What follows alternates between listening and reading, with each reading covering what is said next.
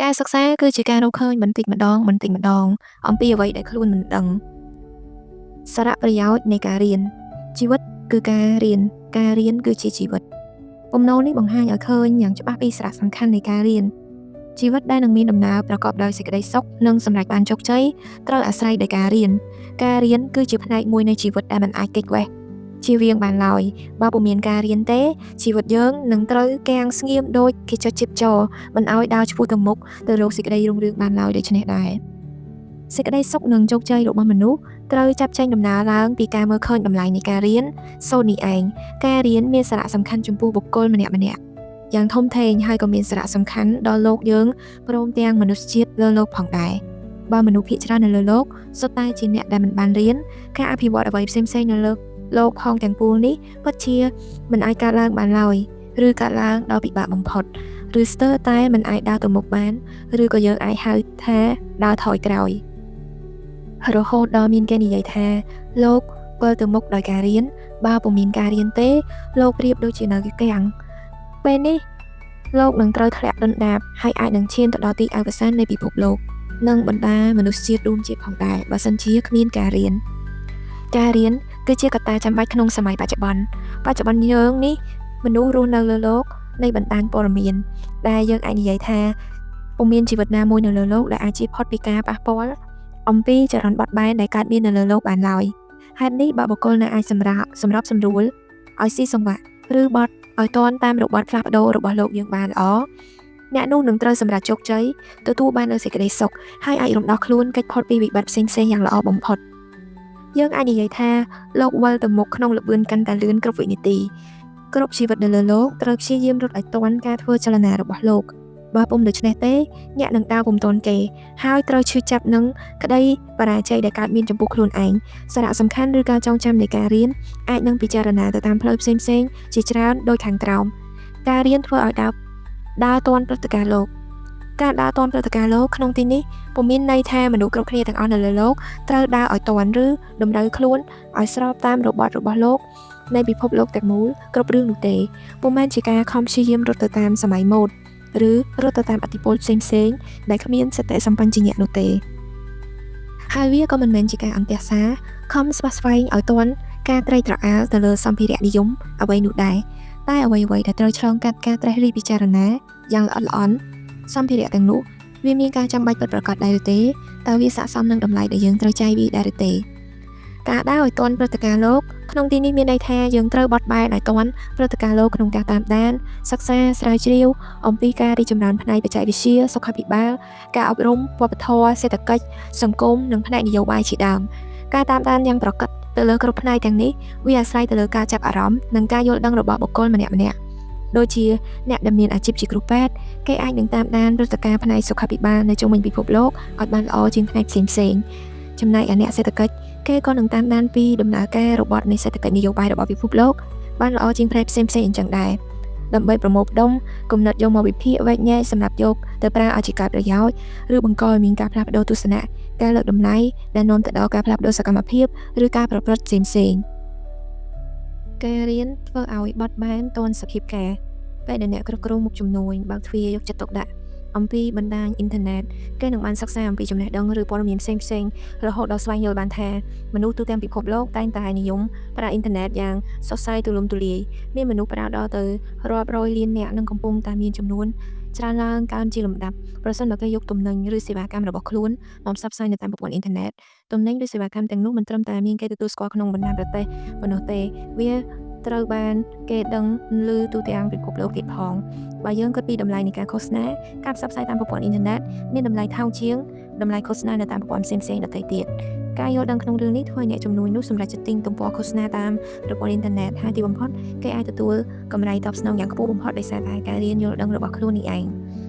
អ្វីទាំងនេះប្រសិនបើគេមិនបានស្វះស្វែងរៀនយល់ដឹងតែបែរជាគិតថាបច្ចេកវិទ្យាសម័យថ្មីវាមានភាពលំបាកស្មុគស្មាញមិនងាយនឹងរៀនឲ្យបានជ្រៅជ្រះឬគិតថាចាំមើលឲ្យតែអ្នកដទៃគេសាកល្បងមុនសិនខ្លួនចាំធ្វើក្រោយគេចោលពេលនោះយើងប្រកាសជានឹងដើរទីផ្សារក្រោយគេយឺតជាងគេហើយអាចនឹងពុំមានឱកាសប្រកួតនឹងទេទៀតផង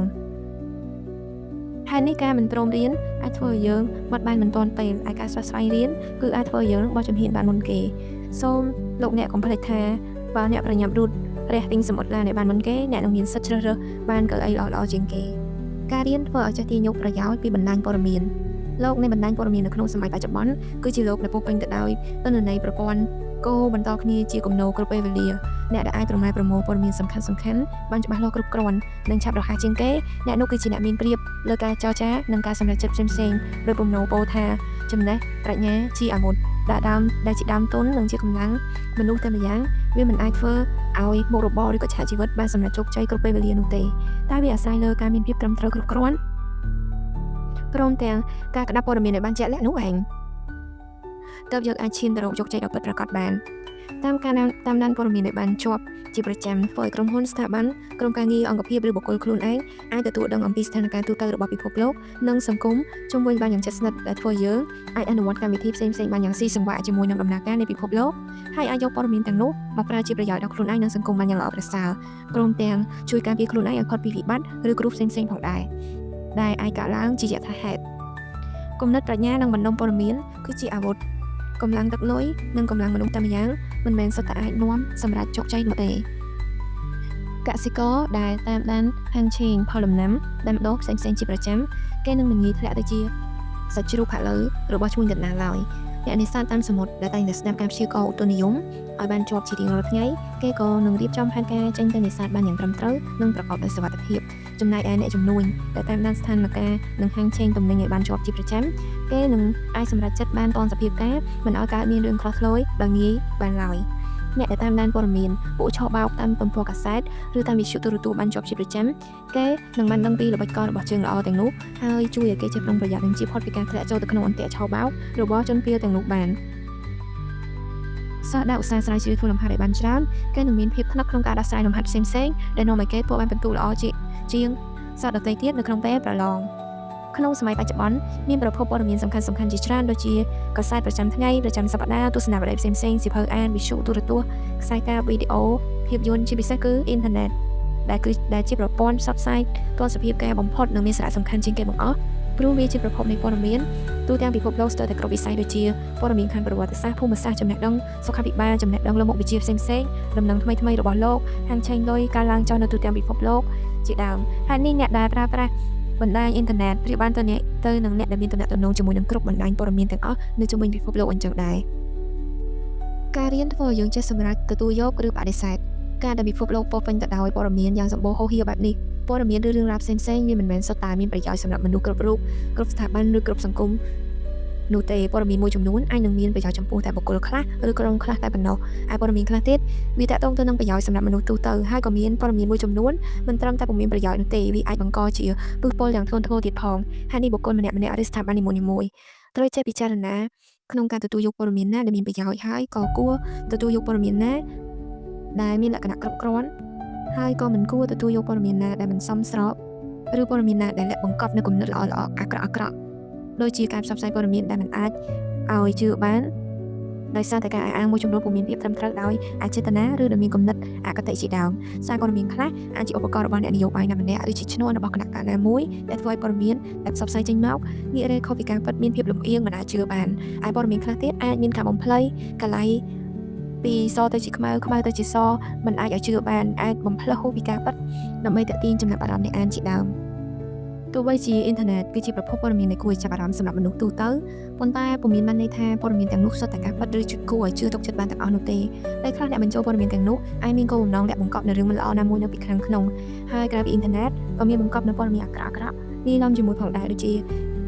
ការបង្រៀនពីវិធីបង្កភេរវកម្មផ្សេងៗមានជាអាចការបន្លំការក្រេឌីតឬការផលិតអាវុធជាតិទូរូបភាពអនាចារផ្សេងៗជាដើមហេតុនេះអ្នកដែលទទួលយកព័ត៌មានក្នុងសម័យបច្ចុប្បន្នគួរតែចេះប្រើវិចារណញ្ញាណក្នុងការកាត់វិភាគពិចារណាហើយបែងចែកថាតើព័ត៌មានណាដែលគួរឲ្យជឿបានមានលក្ខណៈអព្យាក្រឹតហើយព័ត៌មានណាដែលមានទំនោរលំអៀងទៅខាងនេះឬខាងនោះអ្វីដែលគួរទទួលយកនិងអ្វីដែលមិនគួរទទួលយកដើម្បីឲ្យយើងអាចស្ថាបនាស្ថិរភាពក្នុងជីវិតប្រកបដោយសេចក្តីសុខនិងសម្រេចបាននូវជោគជ័យដ៏ពិតប្រាកដការរៀនធ្វើឲ្យមានការអភិវឌ្ឍបន្តវេនបង្កើនចំណេះដឹងការរីកចម្រើនរបស់ពិភពលោកយើងក្នុងយុគសម័យដែលកន្លងមកមួយចំណាយកើតឡើងដោយការស្រាវជ្រាវបន្តពីអ្វីដែលមានពីមុនពុំមែនមកពីមនុស្សសម័យ ឆ្លាតសម័យថ្មីឆ្លាតជាងមនុស្សសម័យមុនអ្វីនោះទេហើយនេះយើងអាចនិយាយបានថាការរីកចម្រើននៃការមានក្នុងពេលនេះវាជាផលនៃការបន្តបង្កើនចំណេះដឹងថ្មីថែមពីលើចំណេះដឹងចាស់ដែលមានពីមុនមកវាបានជួយបំពេញពេលវេលានៃការរៀនឲ្យបានយ៉ាងច្រើនដែលយើងមិនចាំបាច់ពិបាកទៅស្រាវជ្រាវរៀនសារដើមទាំងអស់នោះទេហើយក៏មិនចាំបាច់ទៅសាកល្បងបង្កើតកំហុសឆ្គងដែលធ្លាប់កើតកាលពីអតីតកាលផងដែរដើម្បីឲ្យមនុស្សសាយក្រោយចេះដល់10វាត្រូវតែមានមនុស្សសាយមុនចេះដល់9សិនដើម្បីឲ្យមានសិស្សពូកែយើងត្រូវតែមានគ្រូពូកែជាមុនសិនការអភិវឌ្ឍគ្រឿងម៉ាស៊ីនក្នុងរថយន្តសម័យថ្មីគេមិនចាំបាច់វិលត្រឡប់ទៅធ្វើការសាកល្បងពីដំបូងទីដោយការដែលលោក Henry Ford ចាប់ផ្ដើមផលិតនោះទេតែគេបានអនុវត្តបន្តពីបច្ចេកវិទ្យាចុងក្រោយបង្អស់ក្នុងសម័យបច្ចុប្បន្នប៉ុណ្ណោះហើយដូចនេះហើយទៅបានជាមានការរៀនមានសារៈសំខាន់ជាខ្លាំងព្រោះវាធ្វើឲ្យលោកយកបទជំហានទៅមុខឥតឈប់ឈរប្រៀបដូចជាការឡើងកាន់សណ្ដានម្ដងមួយកាន់ឆ្ពោះទៅរកទីដែលកាន់តែខ្ពស់ជាលំដាប់ដូច្នេះដែរបុគ្គលម្នាក់ស្ថាប័នក្រុមការងារផ្សេងគួរខំស្វែងសិក្សារៀនសូត្រទៅលើមុខវិជ្ជាដែលខ្លួនចាប់អារម្មណ៍ឬត្រូវការប្រើប្រាស់ដើម្បីឲ្យចេះដឹងបានច្បាស់លាស់អាចយកទៅបន្តវេនបង្កើនចំណេះដឹងឬស្ថាបនាបច្ចេកវិទ្យាថ្មីដល់មនុស្ស